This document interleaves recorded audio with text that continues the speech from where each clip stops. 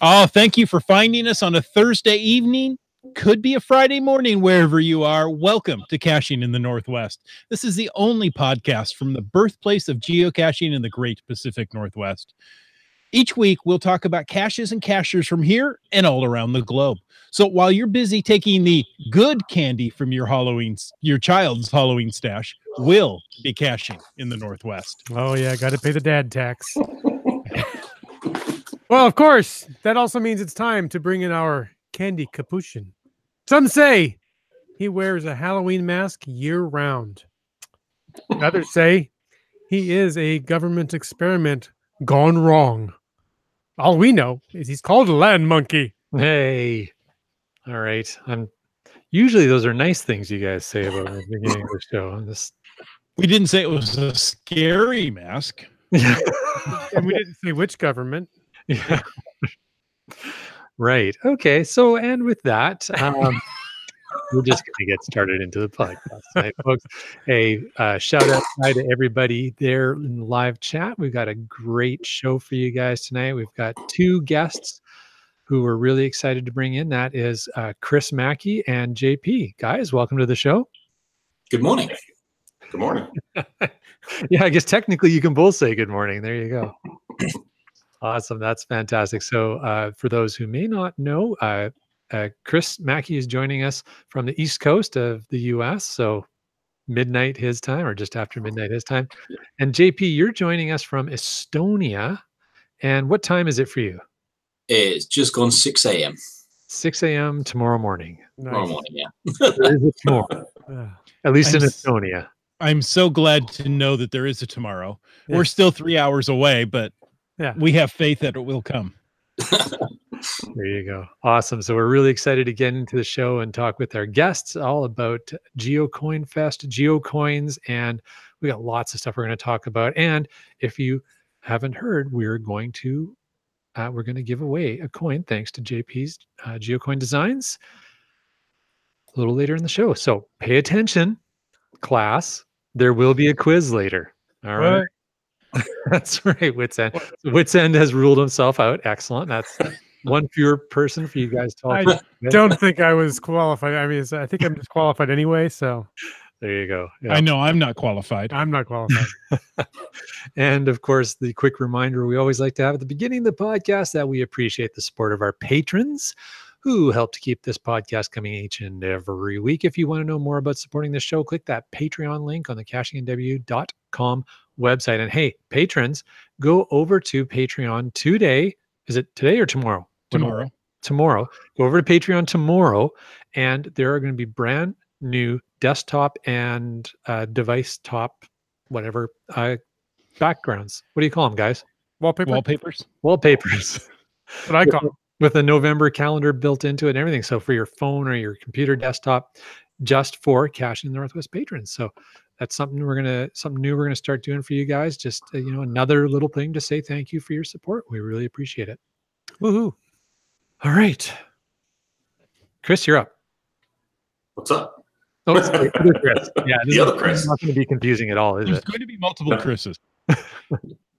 What we like to do here each and every week is what we call the glow, or the geocaching log of the week. Whether you wrote it or whether you read it, we want to hear about it because great logs simply make geocaching better.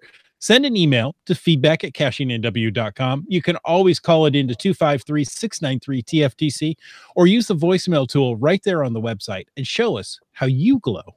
That's right. And this week's glow is from GC3 JPMQ. Got the JP in there for JP tonight. I did that on purpose. Yeah, that's great. And that's from NW Hokies, who found QQ's Quaison tube number 2. The glow reads, finding this cache was part of a top secret DuckTales Woohoo mission.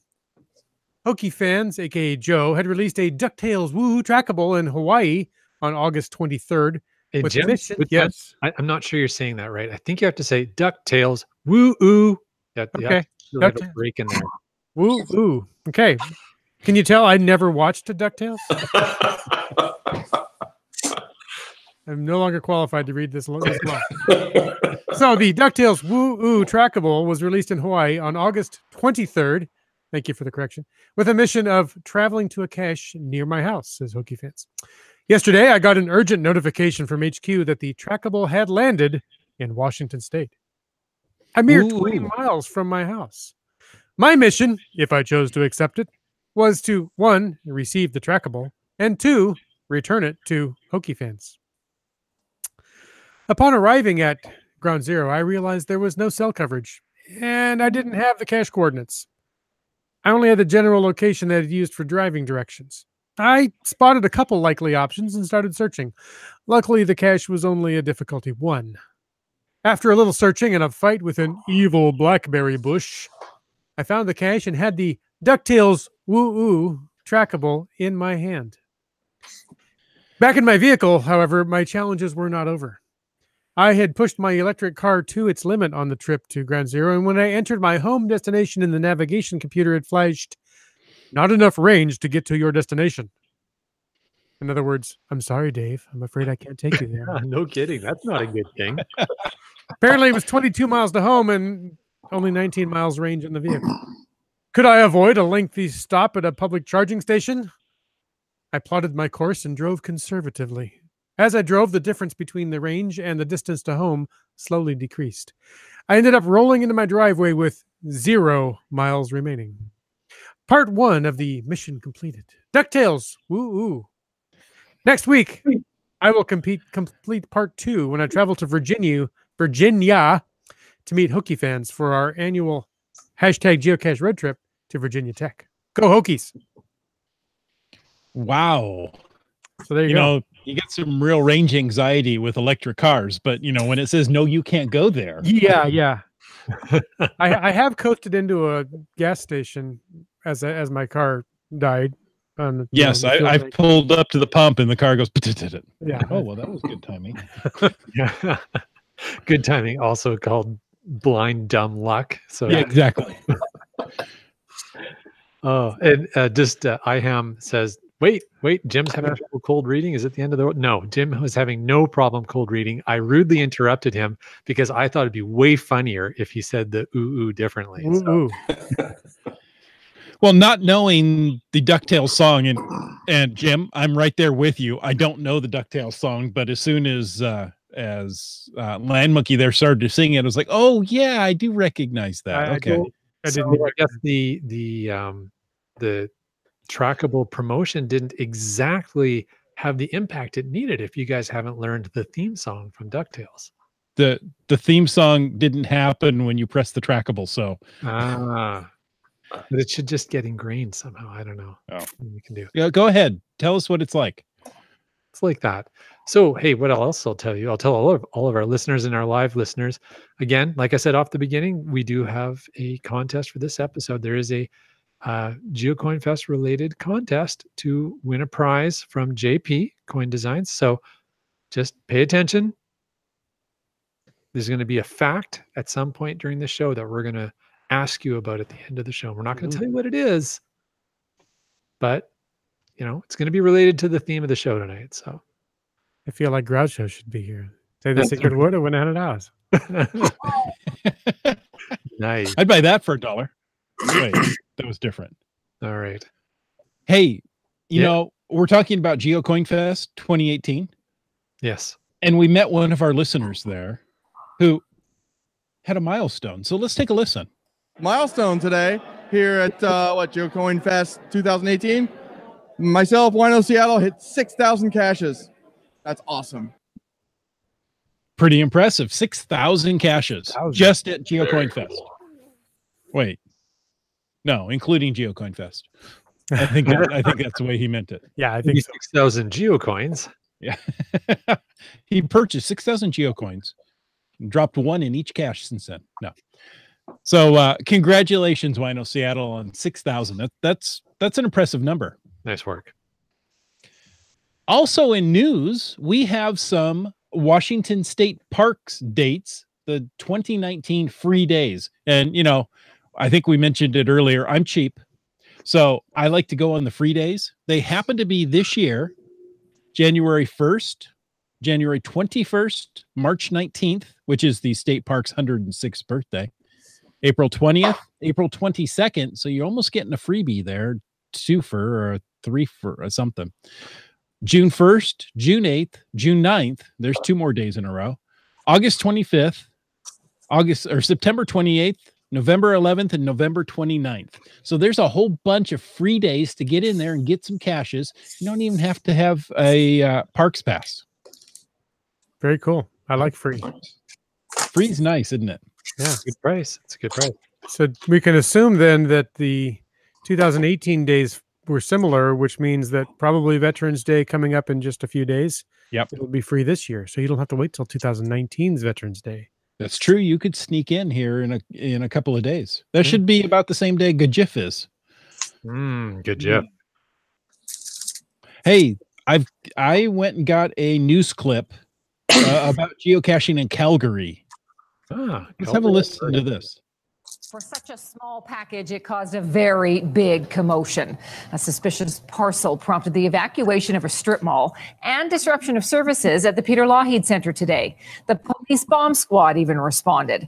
And now it seems that package was left there on purpose, but not to do harm. Brenna Rose explains. Suspicious package was linked to geocaching. A woman who works in this area actually tells me that this item was left here 4 months ago, but only found today. Now, for those of you that don't know what geocaching is, it essentially is a scavenger hunt of sorts using PS coordinates. Police are looking to talk to anyone who knows more information about this. So if you understand what geocaching is, go talk to the Calgary police because they don't have a clue.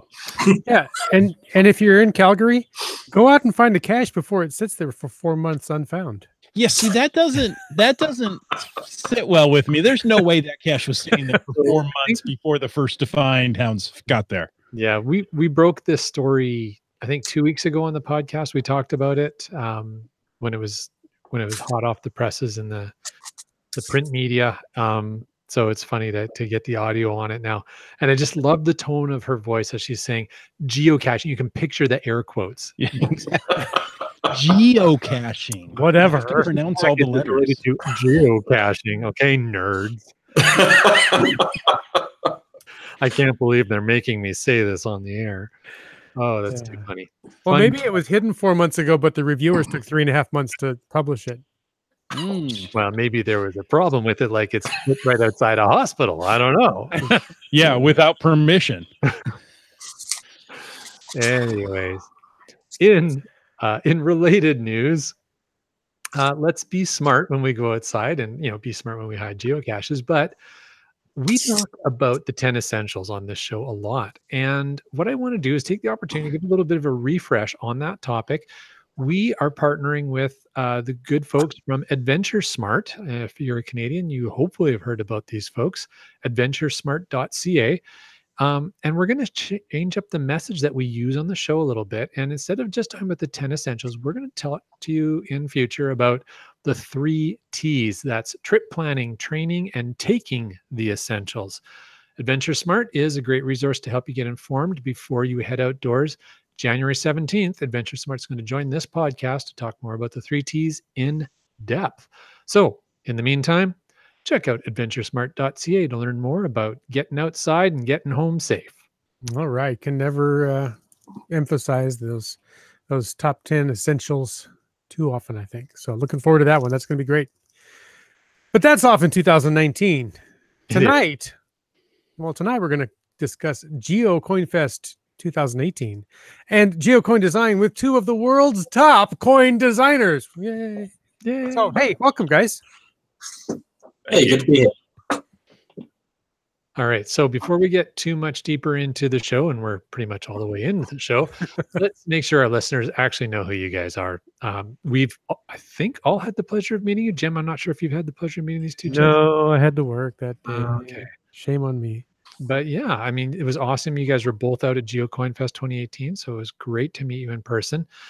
But listeners may not be familiar with this, so could you briefly each tell us a little bit about what you do with respect to creating geocoins, how people could contact you if they're interested in more, and a little bit about what you do when you go out geocaching. What do you like doing for geocaching? You want to go first, JP? Yeah, go for it. No, go ahead. Okay, Chris, Both go you- first. It's going to be a long podcast. We're going to go alphabetically. All right. I'm Christian Mackey. I'm also known geocaching as Fox and the Hound. And I'm actually the hound half of Fox and the Hound. Eric Fox is the other part. Was my hiking partner and mountain climbing partner before we got into geocaching. That came later. Our wives worked together, thought maybe we would get along, and then we discovered caching and they never saw us again. So Just as they planned it. yeah. So No. yeah, and then and of course, within months we discovered our first GeoCoin, and then everything took a left-hand turn, and I've been designing coins since 2005 now. So it's been coming up on 13 years here in a couple weeks.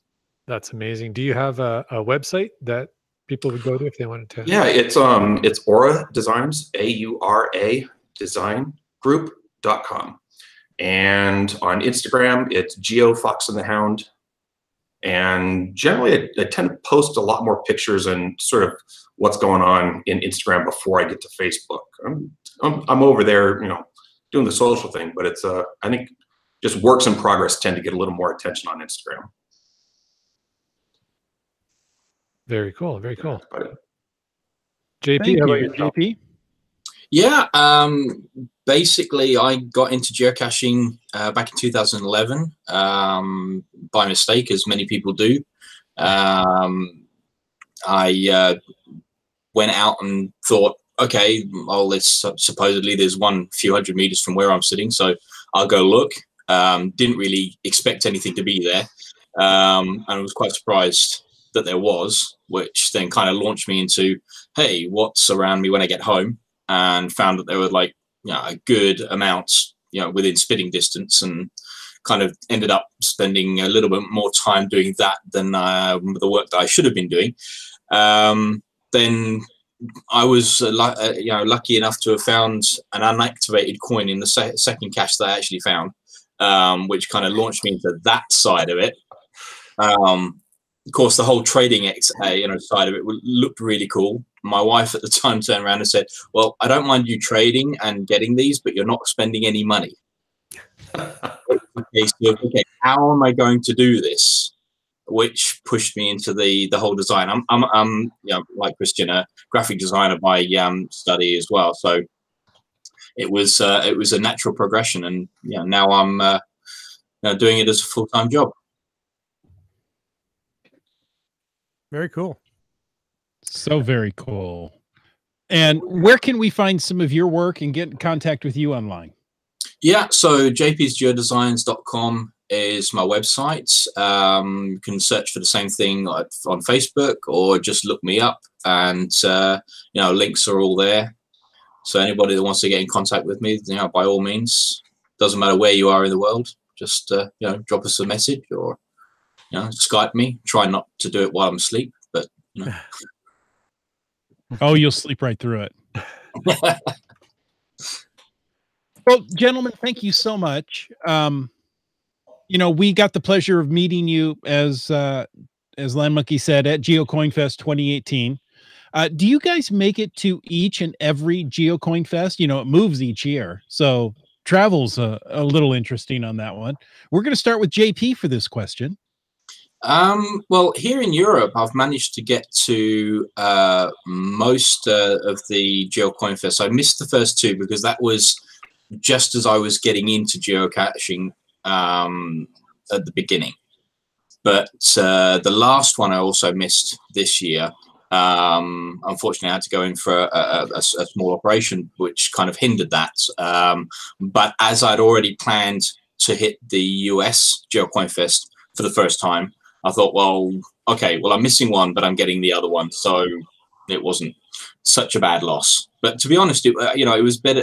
I'm glad I did it that way, because it was not only my first time to the US. I managed to hit Seattle as well. I managed to meet people, that I'd only known on Facebook. Christian and I have been chatting on Skype for nearly 6 years now. It's been a while. So we've known each other a long time, but I've never actually met face to face until last month. Oh, wow. So that was it was a blast, definitely. And what about you, Christian? I've tried to hit every single one possible since I started getting into this part of it. I think the only one that I can recall missing was the one at Queen Mary, but it happens to be, it's usually within a week, one way or the other, bookended against my wedding anniversary, and that was the 20-year anniversary. So yeah, I'm still married, so I didn't go. Probably the better choice. Yeah. Well, and now we have a GeoCoin US and a GeoCoinFest US and a GeoCoinFest Europe to contend with. So that doubles your chances to get out there, right? Yeah, I think that's I've been wanting to go to the Europe one for a while, and it's been again, it's tried, when they're so close together, it's tough to do it because it seems like in the fall, it's when all the events try to pack themselves right in. And of course, we both have kids about the same age, and they're going back to school right about that time, and we're just buckling back down right about that time. And so it takes a lot of pre-planning. Cool. Yeah. Well, but if everything goes planned, then hopefully Christian will be over with us at GeoCoinFest next year in the UK. So, yep, wife's on board. So first step accomplished. Yeah, you're doing things in the right order, I think.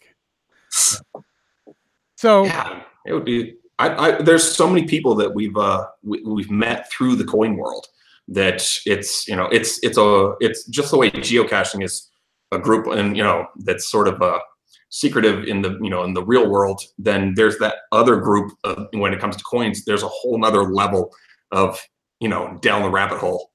Yeah, absolutely. Yeah, I would imagine that each event, different parts of the world or different parts of the country, has different feel to it, different personality, and everybody that comes to these has a little different expectations of them. How did you feel that things went in Seattle this year? I had a really good time. For me, Seattle's home turf. I actually grew up in Anacortes, so just north of you guys, and so for me, it was to come home. It was playing in my backyard, which nice. Everything about that, it's wonderful. But I was personally, I was amazed at the level of preparation that was done beforehand going into it. With Bounce and his caches, which are amazing. That's a whole nother. We could have a whole hour just on that. But I think just there's it's God's playground in that area anyway. Yeah. It's everything you could want in one spot. But the amount of work that went into the lab caches and stuff, just amazing. I was just I'm always impressed, but this one I was really, really impressed. They really went over top. Yeah, I think from my perspective, we, as with every event, it has the good sides. It also has the sides that you'd think, well, I could have been done a little bit better.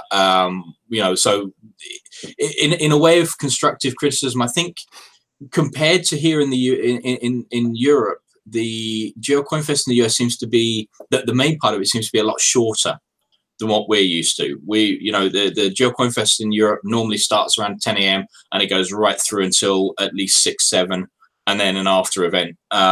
Whereas the actual main event in Seattle seemed to be quite short. So by the time you'd finish speaking with people and then doing a few caches, and then it's like, oh, it's all over. So that was for me. That was. I wouldn't say a downside. You got to do a lot more, so you weren't stuck in one place for an extended length of time. But definitely, it was different from what we're used to over here. I think it was quick, even compared to previous GeoCoinFest. It felt like normally you pack everything into like 24 hours, 48 hours, and you're in, you do it, you leave, and it's just a non-stop stop run. And I had the feeling this was really laid out more of an entire week leading up to, and I think that was, for me, that was a new format as well. I felt like the main day was a bit short, but I could talk about coins forever. So so it actually gave you a couple of extra days to get out, explore the area, find some of those must-have caches in the Seattle area, say HQ, Ape Cache, Original Stash, you know, that triad that every geocacher is drooling over. Yeah, we managed to do HQ. We managed to go out and do the Ape Cache. We didn't get down to do the Original Stash this time. It just it was a little bit too far off our route for. We did think about it, but it just I think the 4 or 5 hour trip down and back and in the same back kind of said, yeah, well, we could be doing other things that leading towards our business rather than just going off and playing for the whole time. The irony was we ended up doing the Ape Cache with another coin designer. So T-Sun came out, Stephanie came out and hiked it with us. Nice. So that was great. We got to talk even more coins. Because, you know, you don't get to do enough of that. So with GeoCoinFest moving each year, you've seen some great areas, possibly around the world. Is there an area, a destination on your bucket list that you haven't been to yet for geocaching? Ooh. I want to do Europe, of course. So that's always a given. But as far as, caches to go, like I just want to do, and it's funny, we were talking about this before, anything underwater. I want to get the scuba cache. That's, I don't care where it's at. I just want to go do it with a bunch of cachers who are all, want to jump in and do that. So. Right. It turns out that both Chris and I are divers, so it's a case of something that, every time I look at somebody who's found a diving cache on Facebook, pictures pop up occasionally and stuff, and I think, yeah, I'd love to do that. Where is it? Oh, it's Barbados or it's Turks and Caicos. Yeah, I guess I haven't got any money at the moment. And believe me, I'm not putting one out in the Baltic Sea. Now, I'll have to admit, for many years, the closest unfound cache to me was a dive cache. And I had to put it on my ignored list because I'm not a diver. And it just taunted me that it was the closest unfound cache. Unfortunately, it has been archived. But there are some out here in Washington State. So next time you come on out, you probably rent your diving gear, but you can get it done right here. That would definitely be on the hit list. To see the next time we're up in the area. Well, 2020 is coming up. 2020 is I don't know what's going on, but it's got to be good. Something's going on. Nobody knows about the 20th anniversary. It's got to be something. Yeah, I don't know what's going to happen. Too many of these looks from the lackeys when we mention it. They know something. Yeah. I was gonna say, I don't know what's going to happen in 2 years. I don't have 2020 vision. Bah. There you go. All right. So there was a question in the chat I wanted to get to here. Where was that? Well, while you're looking for that, gentlemen, Bounce said he will take you out diving when you guys come up here. Nice.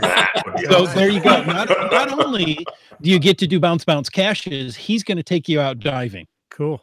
Nice. So. Okay. That would be great. Yeah. You know what?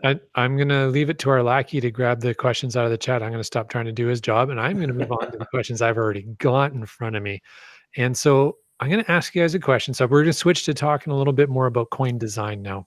Okay. So, I'm reasonably good at drawing. So can I just assume I can pretty much go ahead and make my own geocoins? Like, do I really need to use a coin designer? Is there any real value there? Yes. Yeah. I never discourage someone from designing their own coin or it going as far as they can possibly go. I spent pretty much the first 10 years learning what not to do by doing all those things that the first time coin designer would do. And then each time, we literally, you look at where coins are now compared to where they were, 10 years ago. And how much they've changed and the characteristics and the things that they've applied and, now moving parts and multiple pieces. A lot of that stuff, those ideas came from people who said, hey, what about, or could we do this? Or people who had great ideas, but didn't necessarily have the hands to get it into a file Mint could use. So I think the number of stumbling blocks that are in your path are basically just plowed aside when you're working with a designer. And it's usually an overall, for most of the people that I've worked with, they seem to feel more confident about their outcome, and they feel more comfortable about the process when they've done it with someone else. It's like, I don't attempt plumbing without someone who's got a little practice. I think coins are the same way. You're making an investment. When you invest in a designer, you're protecting your investment.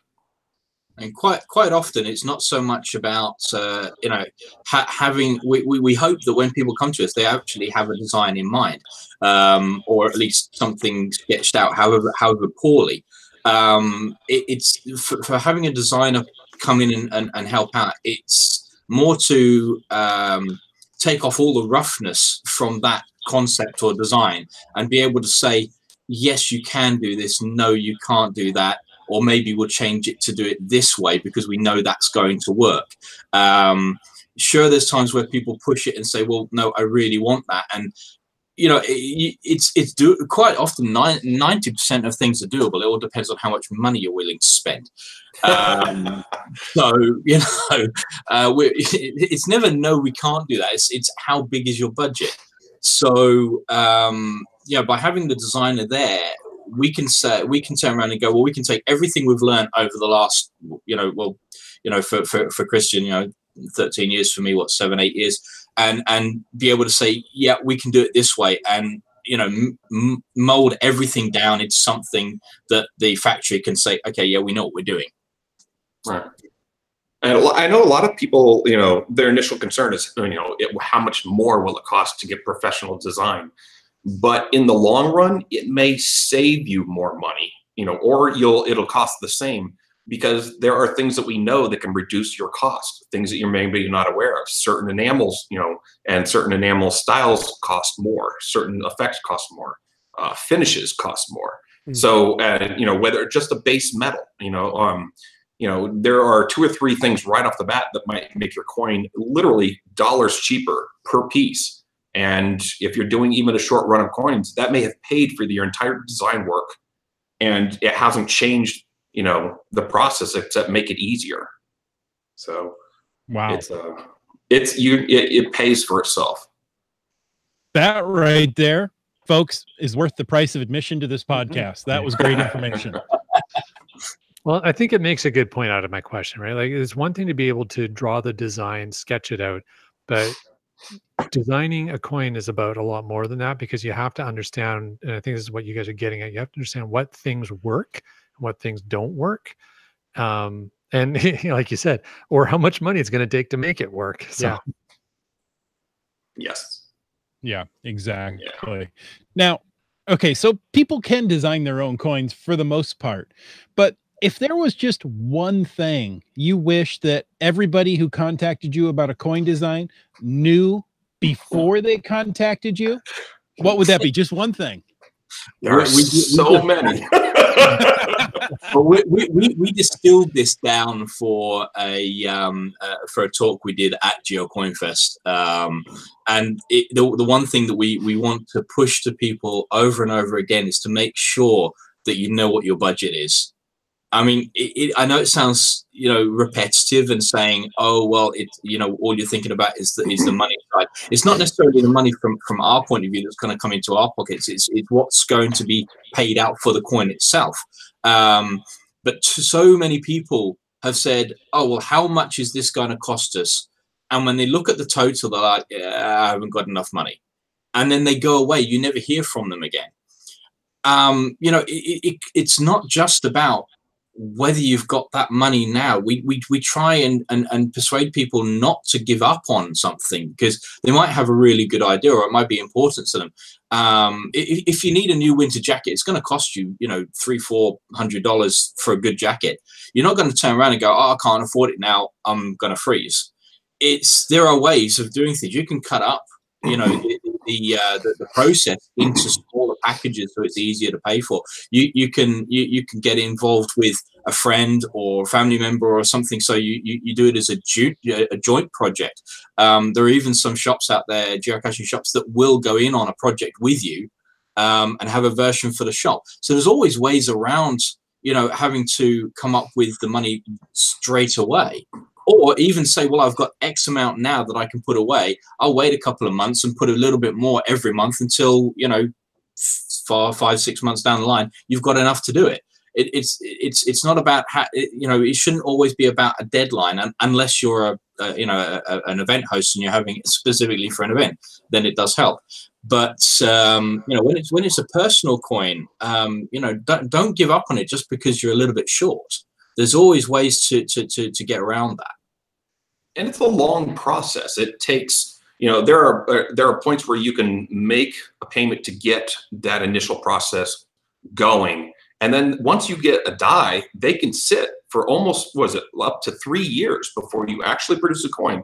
So you don't have to bite it all off at one piece. I think if I had to boil it down to the one thing, the question I probably hear the most, and the one I have to explain the most often, is no, it's not cheaper to make fewer coins.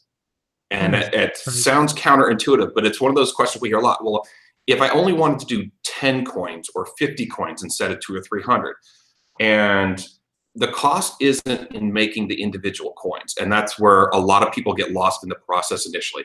When you invest, you're investing in not just our art, but you're investing in the mint to pay their artist to convert everything into what's going to be die cut. Sometimes it's hand carved and it's beautiful work, but they have to pay someone to spend a lot of hours working on this piece. They put a huge amount of time and energy into it. Then they cut these really expensive tool steel dies. Then they'll actually cast that sample to make sure that it works. And sometimes it doesn't. They may have to do this a couple times. They're investing a whole lot of time and energy and effort. And when it's finally time to make your coin, they're shutting down an entire floor to make just your coin.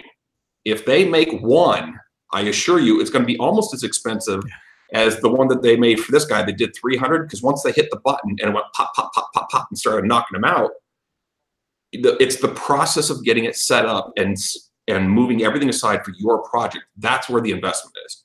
And that's where, that's probably almost half your entire cost, is getting that first piece made. And then after that, it's just a process of repeating, the process of coin. Yeah, that's an important thing to know. And I think that makes a really good point, you guys. So both of you, that's some great thoughts. And, they both kind of centered around cost, the feedback you both gave. But both of those things are things that you wouldn't necessarily think about when you're, average geocacher, because it costs me, somewhere between 12 and 20 bucks to buy a geocoin. So to get, 100 made is going to cost me 100 times that. We just have this linear way of thinking, but you're saying, what I'm hearing is that it's not really linear. There's a big bunch of setup cost. And once that's done, it's just really mostly the raw materials. Right. And it's like I said, working with a designer, one of those things you'll find out is that you could do a personal coin and spend a couple $1,000s, and you could also do a personal coin and spend $400. There's huge differences in what you do, and a lot of it is just knowing where the costs are, and having that professional help can make all the difference in the world. I have my own question. It's kind of off topic, and I'm throwing this in for you guys. It's not in the script, but I'm curious. Is there a significant difference between getting like a coin, like a thick metal coin, like what we're used to seeing when we think coin, versus tag? Because I've seen a lot of people go the route of the aluminum tags. Is that something you guys do as well, or you kind of stay away? I'll let JP take that one. He's actually has a little more experience on that end too, and more options. Yeah, I mean, here in Europe, there's a lot of different types of trackables that have not yet become a big thing in the US, mainly because there was a lot of people over here that were looking for alternatives rather than the larger amounts of coins. One of the issues there is that anything coming in from either the US or China into Europe, we get hit with a 25% what's called a value-added tax onto everything that comes in. So it already makes it a quarter more expensive. So this is where we've got the laser engraved wood coins, the laser printed and laser engraved plastic tags, and as you said, the aluminium ones. It's not so, obviously they're going to be a lot cheaper in the respect that they have already, they're working on a base, either metal or wood or whatever, which is already ready. So it's not individual to that coin. So if you're talking about the dog tags, these are things that are bulk bought as a dog tag, and then whatever is put onto it is put onto it, whether it's laser engraved, whether it's laser printed. You know, these are things that are already making something that exists individual. Then again, it depends on which you're looking at. There are some new ones that I've seen recently where they are a slug of dog tag shaped metal. Then they're printed, laser printed on both sides, and then covered in an epoxy. Those are quite expensive. No, I wouldn't say quite expensive, but they are bordering on GeoCoin pricing. But the quality of those are much, much better than just the average laser engraved piece. Right. But, you know, for people that want to get in on the trackable without having to go down the line of GeoCoin, at least initially, it's always a good, good option to try one of the other materials to give them an idea of having something of their own. And then, you know, 9 times out of 10, somebody I've seen, that I've had make a wood coin or a plastic token or something, they will go on to do a coin at a later date, mainly because they've got that addiction bug of being able to trade or give something away that is personal. So it is, I wouldn't say for everybody it works, but definitely something to look into if you're not 100% certain that you want to go down the line of, 200 or 300, 50 millimeter metal pieces that are going to cost a fair amount. Yeah, it's as far as from the prices that I've seen on the projects that have come in, it seems to be,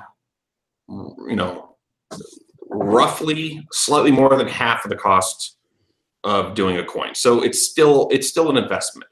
But for the prices that I've seen some of these tags, I've also seen people do good personal coins. So, they may not be huge, and they may not be, they may not have a lot of the, some of the overblown effects that are available, but you can still do a good solid coin and for a similar price. Nice. Now, guys, you mentioned molds and all that, and we've got a couple of questions in the chat that just fit into that. Saw that. Bounce asks, does the buyer get the mold after they are made? Unfortunately not. Basically, although the mold is yours and in theory it can't be used for anybody else, the actual metal that makes the mold still belongs to the factory.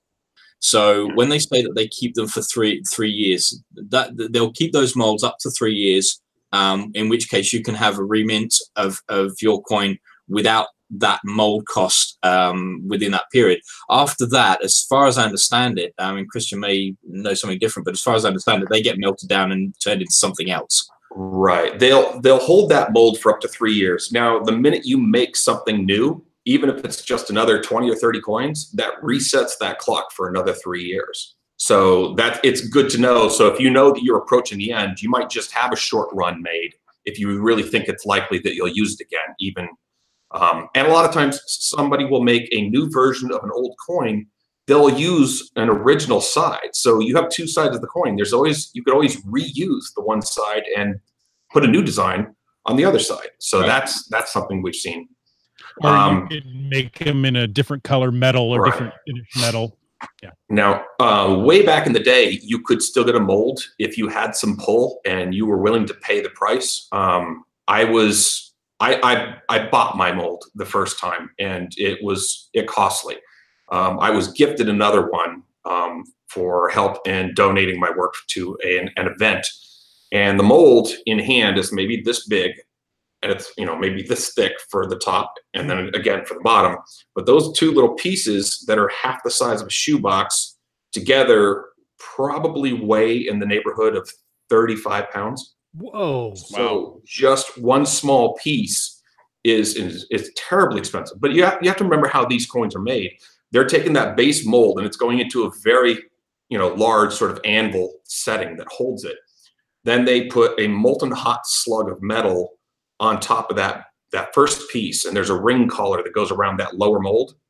The top mold is set on top of it, and then a hydraulic press throws a ram at approximately 200 miles an hour with about 160 to 180 tons of pressure and smashes both sides of that coin in just a millisecond, and it makes that indent. And you can imagine why they crack and break on occasion, and how to be that strong, the level of quality of the metal that they're using, it has to be extremely high, and that's equals extremely expensive. Right. Well, that feeds exactly into the next question from GSM times 2. It says, recently there were problems with, quote, the mold broke, quote, with 2 different events. Is that common? It's more common as you get odd is when it comes to coins. When you get away from doing a standard round coin, when you start doing odd shapes, when you start doing 3D shapes or rings with large die cuts inside, then that becomes more common. In particular with brass.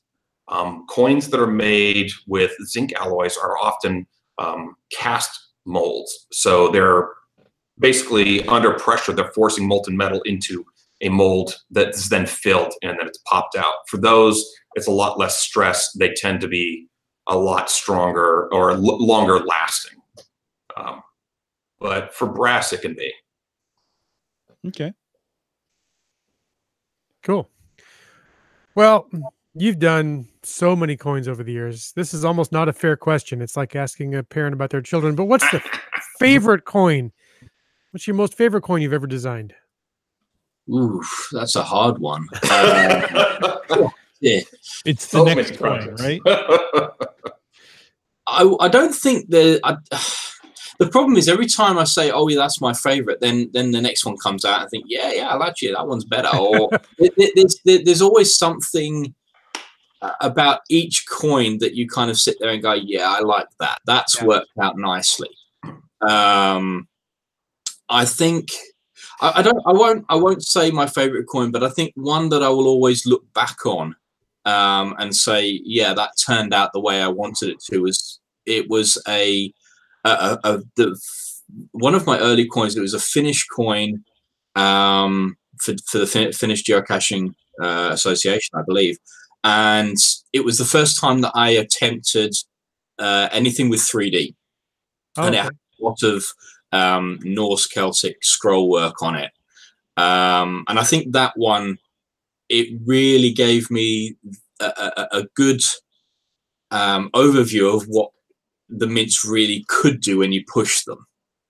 And so for me, that quite often I'll look back on that one, and I still have the design work at hand on my folders, so that, you know, when I'm doing a 3D coin, I can look at the way I did that one and go, yeah, I know that they can do it. So as long as I can keep within those tolerances, any mint that turns around and says, no, we can't, I'll be like, yeah, you know, you can. You know, so I suppose in a way that's a favorite. But, you know, I don't think I can ever say what is my most favorite coin. Sure. For myself, I think it would probably have to go back to the Tri-Cities coin a couple years ago. We did what people have begun to call the Goonies coin, where all the rings went into the base, and it became really cool. But it wasn't because it was particularly you know, the art part on the base I was proud of, but it was the idea that I had thrown that idea out in the forums in 2006, I think, as an idea for a tool to find a cache, to make sort of a multi-piece tool to find a cache. And everybody was like, nah, you're crazy, you know, because that's no one would ever do it. And I said, well, yeah, you could. There's ways to do it. There's materials you could use, and no one will ever spend that much time and energy and money. And then so working with the folks that do the Tri-Cities Challenge, the coin challenge, I think that's the greatest part of working with coins is you're working with new people that turn out to be amazing people who are just as crazy as you are, hopefully. And so for me, it was, they were like, okay, well, how do we do this? I need to take a visual measurement of something 2,400 miles away, and it has to be perfect to the 10th of a millimeter to make it work.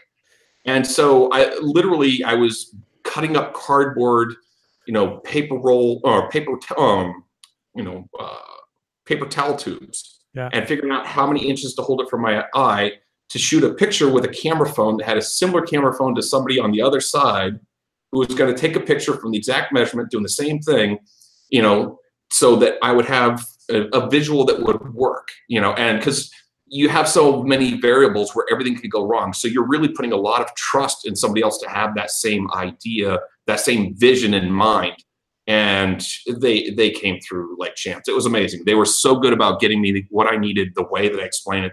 And when it was all done, we just all, crossed our fingers and please let it work, And I sat here, chewing my nails off, waiting until someone finally, got back to me, and they're like, it works. We're having a great time. And they said, there's all these, middle-aged men that are running around like 10-year-old boys, just, so excited that it works. And I was like, that was it. And that was like, it was that, it was the Goonies moment. They're holding up that, doubloon looking through the chips, the little cutaway holes, that aha moment. So for me, I think that might've been just one of the most outstanding, experiences when it came to do the coin. I think the coins are always secondary to the experience.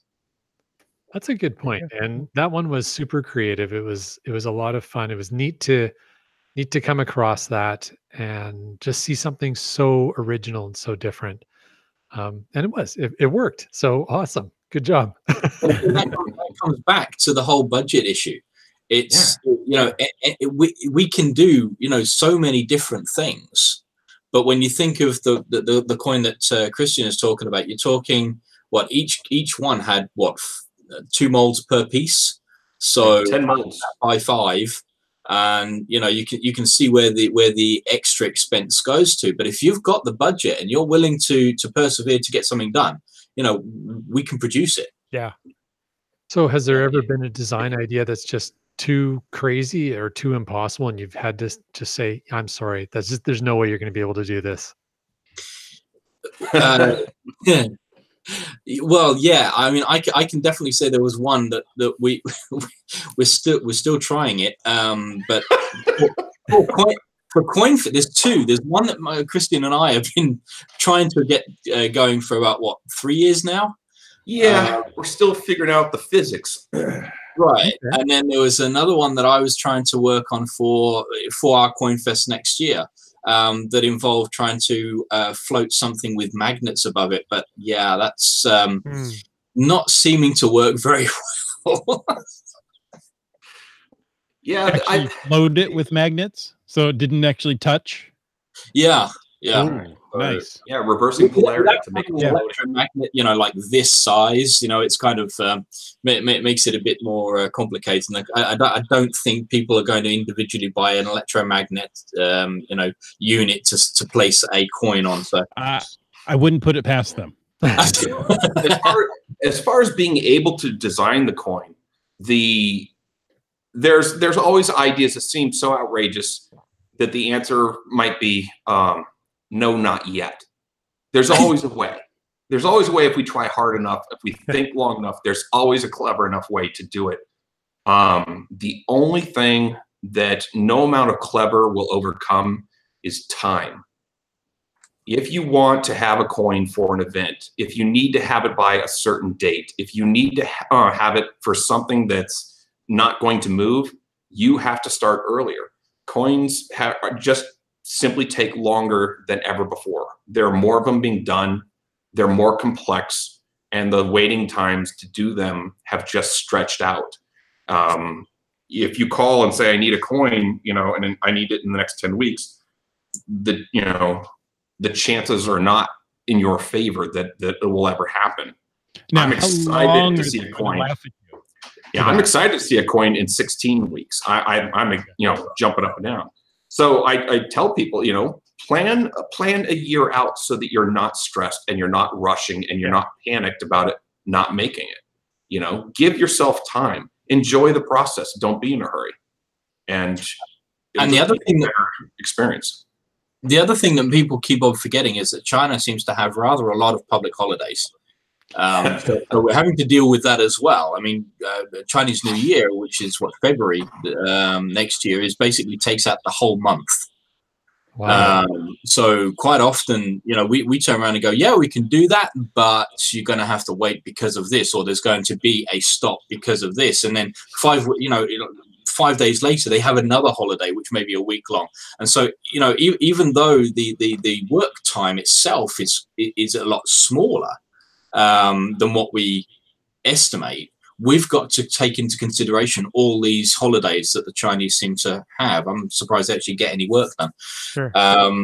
But yeah, so these are a stumbling block that we have to deal with. And again, that goes back to what you were saying with, do we need a designer? Well, I mean, we don't just design. We give this information out as well to people to be able to say, we need this time, or you will need this time to do it because this is coming up and this is coming up and this is going to be a problem. So that leads in. I was going to say, when you hear a European saying that they're surprised how many holidays somebody else has, there's a lot of holidays. It's just to expound on that one part of what JP was saying.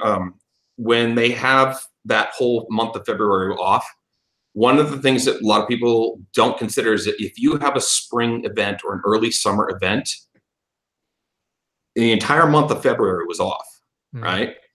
So now everything that came in during that month has to be made up, plus all the work that was supposed to be done that month has to be made up, plus they're training new people. You might lose 2 or 3 months of your timeline because you didn't have samples and ready for production before that Chinese New Year changed.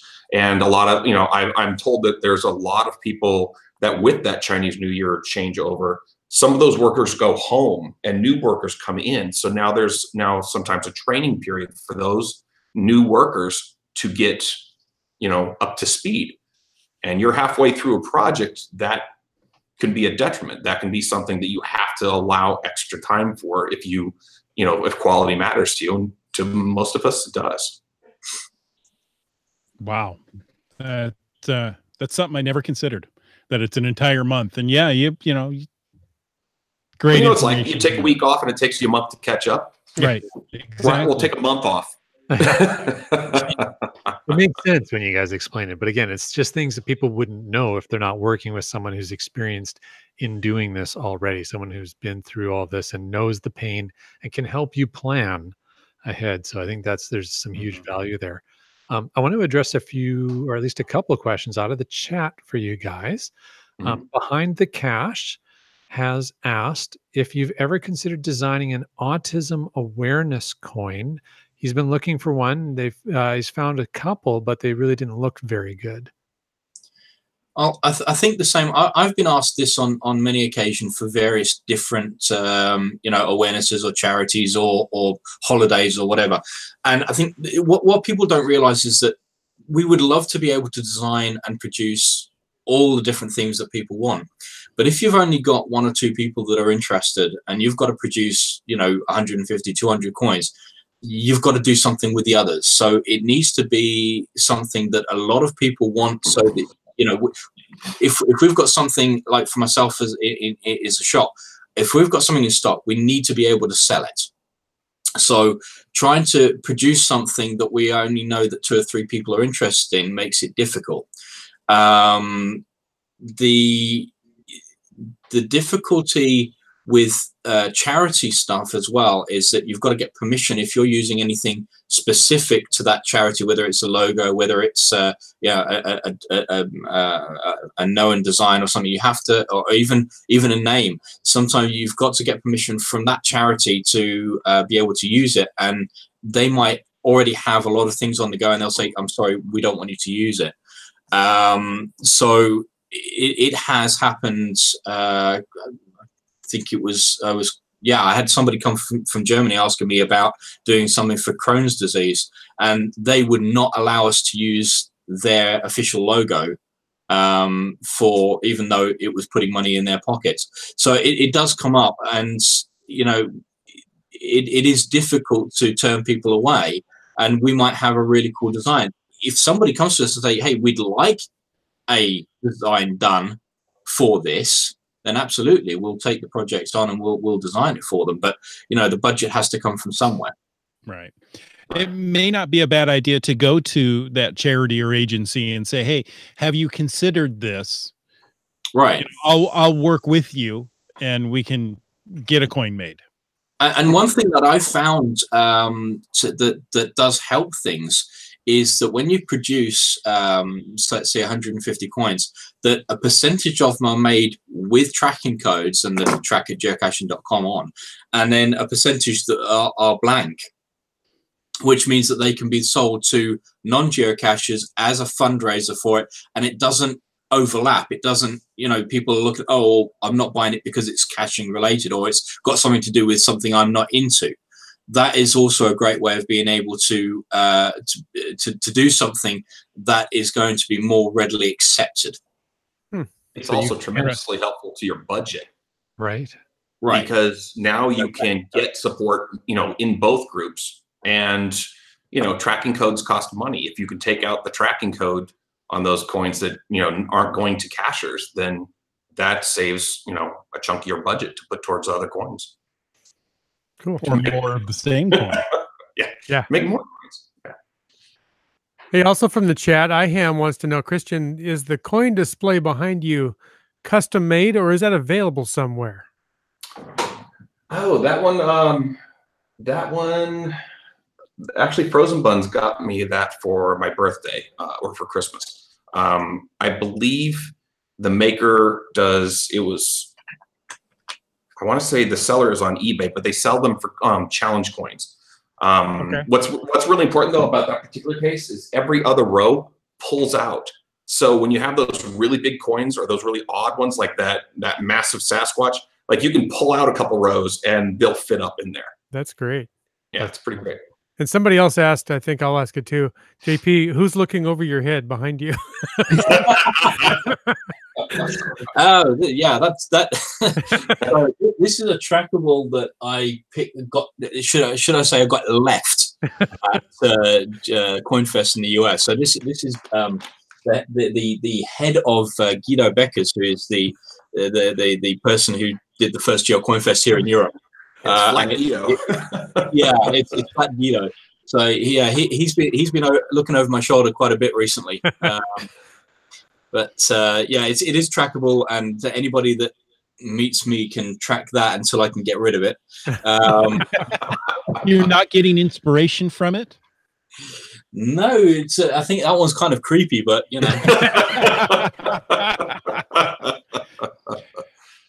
Gentlemen, we've had such great information. There's one more question I want to ask.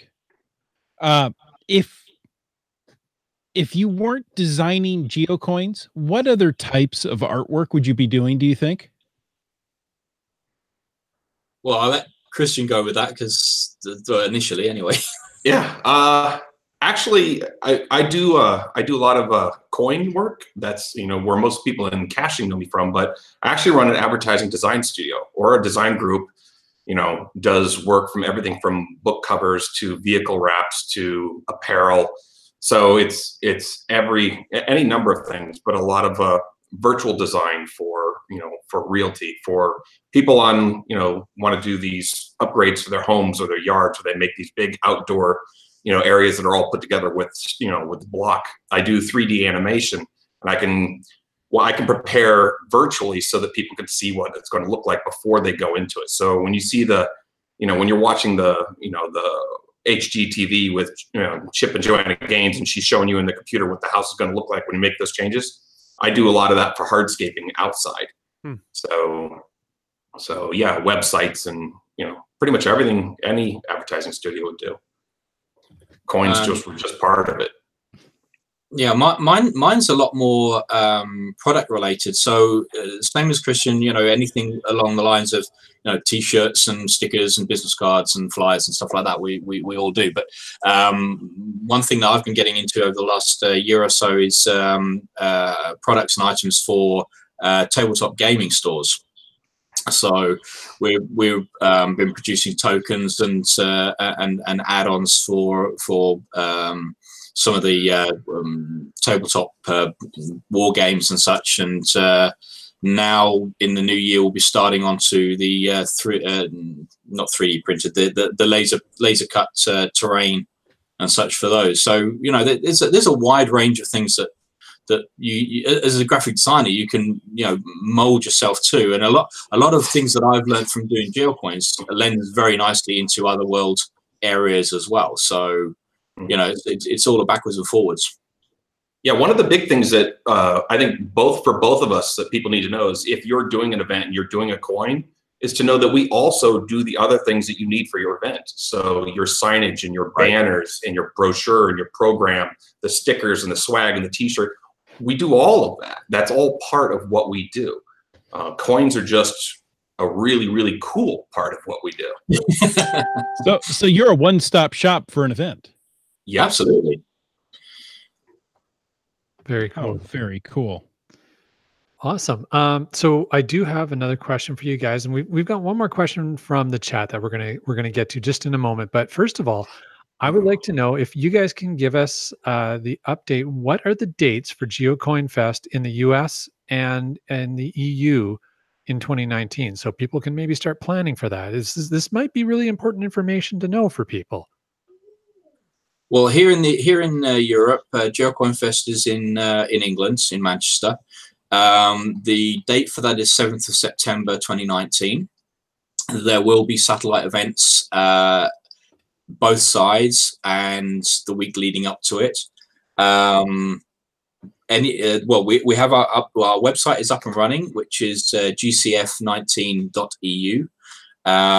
We will be having a few bits and pieces showing up on the shop very shortly as well to help raise money. There are various different options in donating, in helping out and such, which if not are on the website, hopefully will be appearing very, very soon.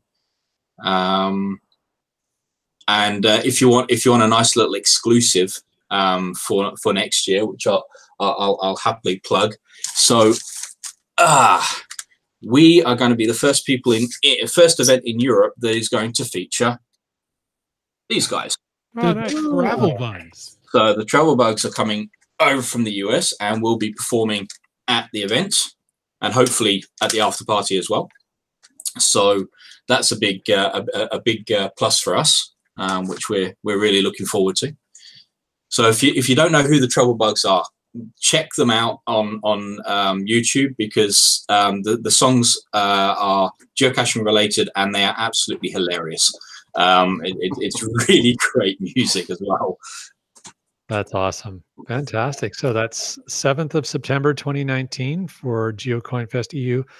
Christian, do you happen to know the US date? Yeah, it'll be just a few weeks later, September 26th through September 28th. And that'll be in, if I said it right, Houma, Louisiana.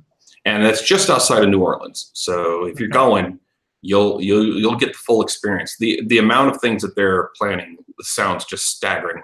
They have a great crew. We met some of the people there at GeoCoinFest in Issaquah, and they're on it. Those people are motivated. They've got a lot of good people like planning and just taking advantage of the opportunities. It looks like it's going to be just a fully involved, jump in, both feet forward.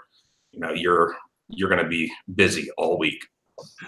Fantastic. All right. And the great thing is that they're so far apart that you can do both. You could.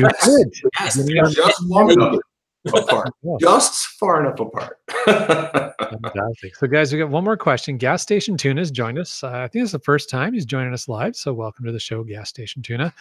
His question is, what's the biggest coin you've ever produced? And if you have a rough idea off the top of your head, how many different coin designs have you made in your career? 1 million. Yeah. Well, as to coin designs, I don't know, but I know that I have 3 boxes full. Yeah. Chris has got a few more. I can say the largest trackable I've ever made that was a self-contained trackable would probably be the Discovered book. And as a coin, I'm thinking it's probably the Moga decoder from Ohio, where they had the 3-ring decoder. That was close to 4 inches across, I think. Wow. It was, and it big and heavy. Yeah. Big. Like that, about that big.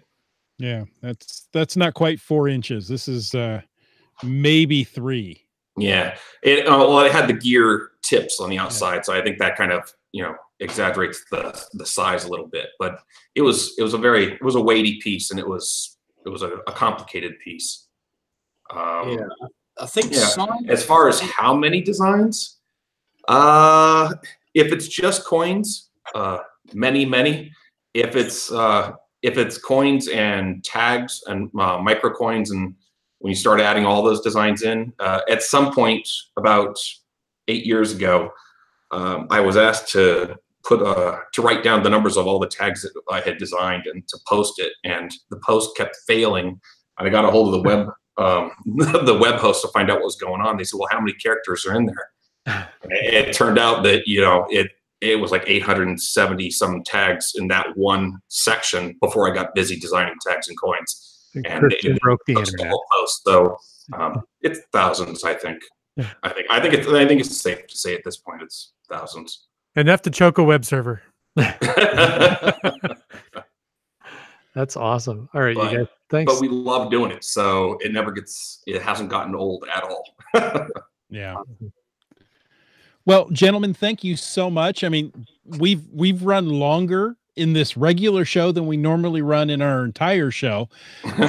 But it has been so much good information. We really thank you. If you want to, stay tuned for the after show. We're going to make it short, but we still want to cover a few topics. Cool. And folks, we hope you've enjoyed this episode of Caching in the Northwest. Now, next week, we are talking trackable promotions with HQ. That's Geocaching HQ in the Ad Council. We got Katie from HQ coming on. And November 25th, our glows. We're doing an entire show on glows. It's a glow show, if you will. Oh, the glow show.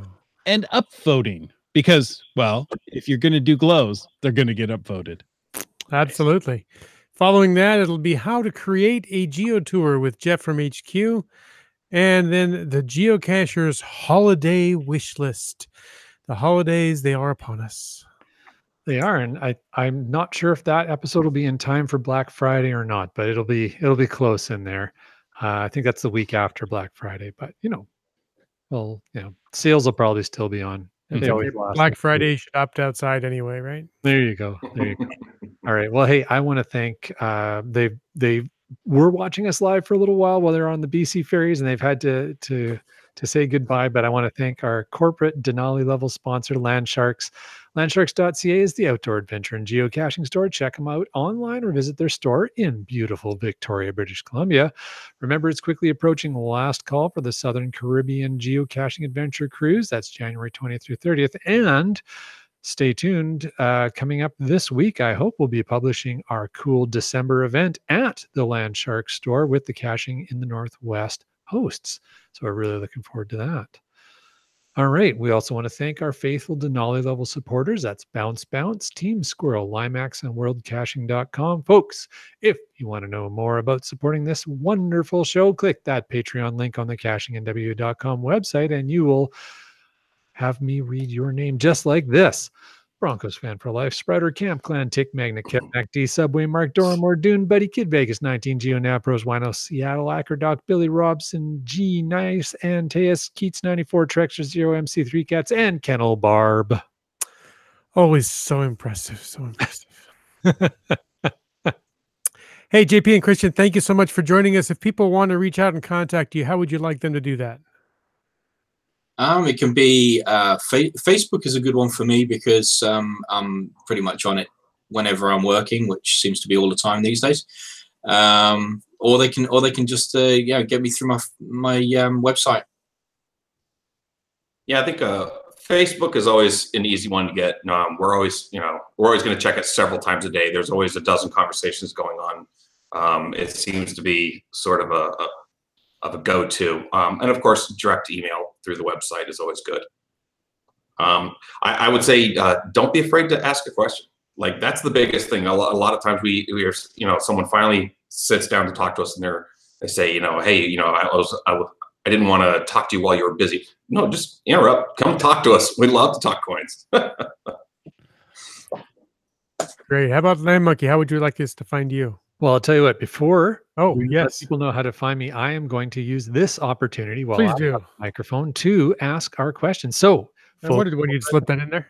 All you live listeners, if you've been paying attention, here comes the question. Are you ready? Is everybody in the chat ready? Here it comes, here it comes, here it comes. The question is, what is the date for GeoCoinFest EU in 2019? That's the one in, where is that, JP? In Bristol? Manchester. That's the one in Manchester. So we need to know the date. So give us that date, not the year. You need to be more specific than that. Yes, we want the time to start as well. And the answers are rolling in. The answers are rolling in. I've got the first answer in is from Dora Moore, and it's September 7th. JP, is that right? It is. I guess they want to see what they're winning as well, which would be nice. There we go. There we go. So Dora Moore, there you go. Congratulations, Dora Moore, for having the fastest fingers in the chat. Love that. Very cool. Oh, wait, it says love. Nice. JP, thank you so much for donating that to our listeners. Congratulations, Dora Moore, for being the fast one to answer. And back to the original question I was asked, which is what I'm asked every week, and that's where to find me. You know what? You can find us on YouTube because there is a brand new video. It is our second day in St. Petersburg, Russia. It is live right now for my patrons. So if you're a patron, hey, you can watch it right now. If you're not, sorry, you're going to have to wait because patrons first. But, if you want to find out more about that, patreon.com/landmonkey. In the meantime, you can find me Twitter, Instagram, and Periscope at LandMonkeyGC, and Facebook, Team LandMonkey. And of course, on YouTube, it's LANMONKEY, LandMonkey.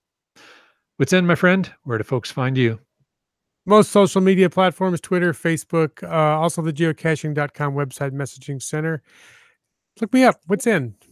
The only host with a Z right in the center. Chris of the Northwest. How about you?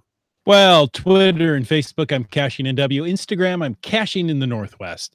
Or better yet, head on over to cachingnw.com/hosts. Read our bios, find all those links that were just mentioned, and maybe a couple of extra. And I've updated that page in the last week, so it's fresh and clean and ready to go. Nice. Well, for all of you, thank you for taking the time to listen to this episode of Caching in the Northwest. You could be part of the show. Give us a call, 253-693-TFTC.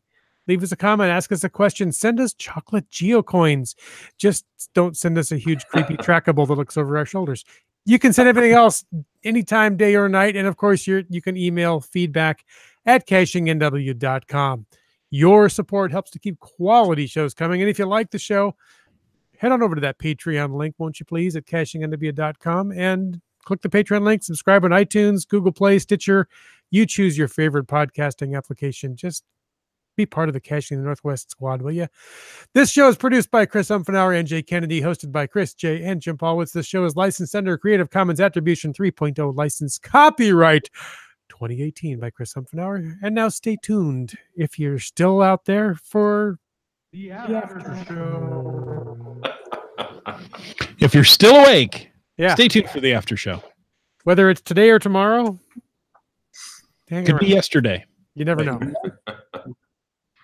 This time thing always gets me. Gas Station Tuna had a couple of really good questions. He was asking how detailed is too detailed on coins, and it's a complicated question, but the reality is, if it's 3D, and it's basically you're limited only by the size of the coin, how much you can get on there, and so the more detail you can provide in the images that you send to the mint, the better the results will generally be. For 2D coins, and particularly 2D coins that are the imitation hard enamel, that's the ones that are smooth like glass on the top. There's a minimum thickness, for the metal. We got to talk about those slamming down and hitting hard. So there's a minimum level of thinness to that metal that can be sticking up and not crack or break. And then, of course, if you got two pieces and you want to put, the enamel between it, you can only go so small. So depending on the design, you can get a lot of detail in. And you've seen some insane coins. You need magnifying lenses to see everything that's on them. Everything's possible, but there's the fills, enamels is where that really starts to run into problems. Yeah, if you want good detail, quite often it's better to go with either leveled or a 3D coin that has no enamel or very, very little enamel. And ideally with an antique finish, because then you get all the details to pop out. Those would be our advice if you want a high detailed coin. Yeah. And there are US fabricators, but you're talking, $20 to $30 per coin finished in hand. Ooh. So you can, okay, that was one question. Is there US fabricators? There's the Alaska Mint makes, we have a mint in Alaska, and I believe there's another one out towards Colorado, somewhere out there. But it was, we've looked around and currently I would love to use, a US maker, but it's cost prohibitive. Makes it tough. It can be done. It just costs a little more. So if that's important to you, the option is still available. Yeah. Right. I mean, we one thing that keeps popping up on Facebook, and both Christian and I get asked about this on a regular basis. There's a Russian artist that creates the coins out of existing coins, and he cuts them up and he adds springs, and they're like the old hobo nickel style, but much more detail with moving parts and everything else. He actually does the hobo nickels as well. It's a Roman Boutine. Yes, I have seen that. And he's amazing. But the problem is, people say, "Oh, when can we have a gel coin like that?" And so, well, our reply is, well, as soon as you can pay, a couple of $100 per coin to have it made. Right. Because this guy, when he's selling them, on eBay, they're selling individual pieces for $5,000-$6,000. So it's impossible. It just comes down to budget. Is he making them individually? Yes. Okay. One and note, he'll never make two of the same design. He'll just start over and do something else. Okay. But wow, he's phenomenal. He does beautiful work. Impressive. Okay, we've got a couple of questions, oddly enough, that are not related to coins. Okay. Keats94 asks, are there any tips for accessing the original stash? I'm thinking of taking the train to Oregon City, renting a car, and driving to the cache for my find 10,000. Anything I should know about? You can drive right up to the cache. If you're not careful, you could park on the black if you're not paying attention. There was a lot of chat in the chat and a lot of talk in the chat. That's the word I want on that, giving Keats tons of advice. But hey, if you're listening to this podcast and you want to share with our good friend Keats94 any more advice about finding the original stash, feel free to send him messages on Twitter, tag him at Keats94. I think that'd be fun. He'd like to hear about that. But yeah, you guys, JP, Christian, have you guys found the original stash? No. Not yet. You want to go with Keith? There you go. Yeah, I've done the 8. I think I've done the 8 5 times now, but I have not gotten the original stash. Oh, that counts as the same. Go ahead and log it. I don't think it works that way. You get one free cache anywhere in the world. There's something about the Tunnel of Light that, like, it's a different experience every single time, and it's awesome every single time. That's true. That's true. That's cool. Yeah. Let's see. 3 Hams in a Row says, while logging caches today from the trip last weekend with a group of cachers, I see I've reached quadruple fizzy and also passed 10,000 kilometers on my personal device distance. On my personal distance. What? That's 100,000 clicks. Did I say 10? On his personal distance tracking TB. Yeah. I don't know what I'm saying anymore. It's late. Quadruple fizzy. That's impressive. Awesome. Congrats. And Land Monkey, what did you just get? Triple fizzy. We just got that last week. Yeah, congratulations. I saw that. Oh, thanks, man. That's crazy. Slacker. 3 Hams has got quadruple. What's your problem? I know. Keep up around here, I'll tell you. Have you gone caching with 3 Hams? I cache often with 3 Hams. Well, I was referring to anyone else. Why, quadruple fizzy? Yeah, that's just a weekend for filling the fizzy once is just a weekend for 3 Hams. I think I'll be lucky if I ever fill mine. And Keats has one more. 393 of a daily find streak. Nice. The days are getting shorter, but that's what flashlights are for. I can't believe it started this streak with more than 8,000 finds. Wow. It goes to show that if you put your mind to it, streaking can pay off. Not in the police's mind, in the mind of the police, but you know what? As far as geocaching, that's fine. Oh, that's funny. That's funny. All right. Sweet. So I think that covers everything we had. Hey, you guys were talking about your drying your boots with newspaper the other day. Yes. That's an old trick that I learned about from Fox, and he said I thought he was messing with me, but he was like, just cram them full of balls of newspaper, and every 12 minutes change them. 12 minutes. Every 12 minutes, you pull out the old ones and throw in the new ones, and literally like in an hour or an hour and a half, they'll be like completely dry. It's amazing. That's awesome. Well, that was Dora Moore who shared that with us. Yeah, it's a great tip. Mm-hmm. There you go. So I was wondering about that, like you just shove them in there and leave them, but no. Okay, so there's the secret. Change them every 12 minutes. Yeah, they soak up and get wet really, really fast. So you just got to keep doing it. You just keep plowing them in there, and then you run out of newspaper. Then I don't know, find paper towels or something. Yes, Station Tuna says he uses rice. So there's one more question I noticed from Chad, which I believe is Bounce Bounce, isn't it? Yes, it is.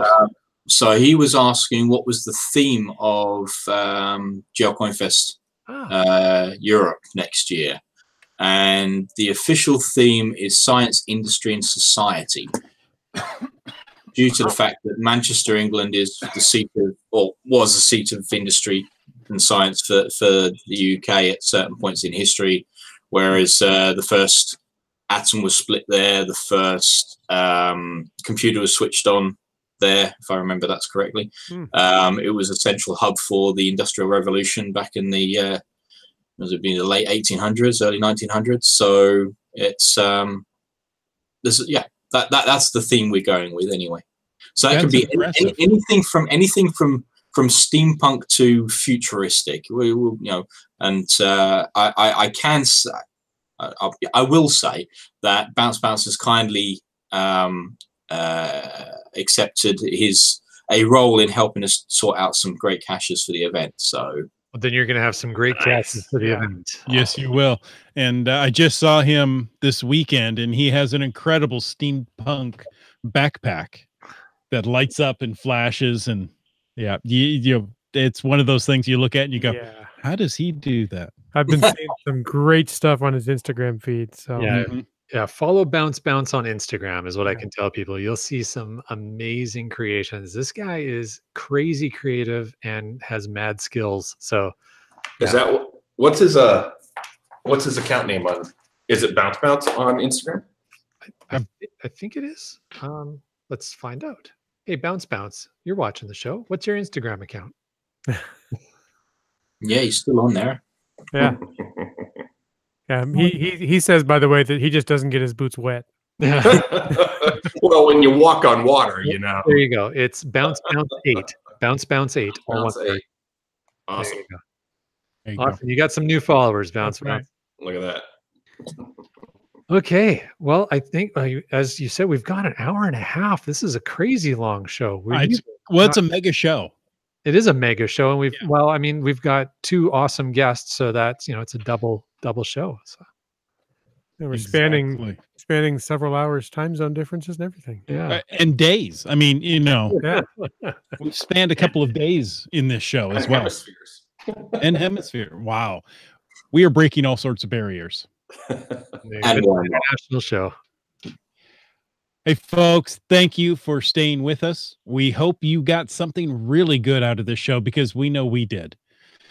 And until next week, get out and get caching in the Northwest.